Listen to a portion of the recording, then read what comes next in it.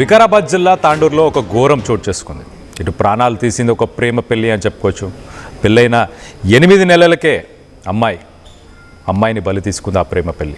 8 నెలల క్రితం ప్రేమించింది ఇటు పరమేష్ అనే ఒక వ్యక్తిని, అనుష పరమేష్.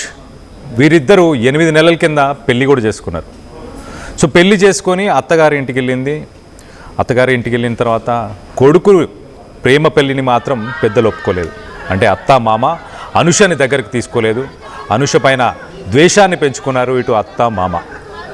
ఎప్పటికప్పుడు గొడవలు పడుతుండేవారు. ఎప్పటికప్పుడు ఇటు అనుషని అసభ్య పదజలంతో ఏదో ఒకటి దూషిస్తూ ఉండేవారు.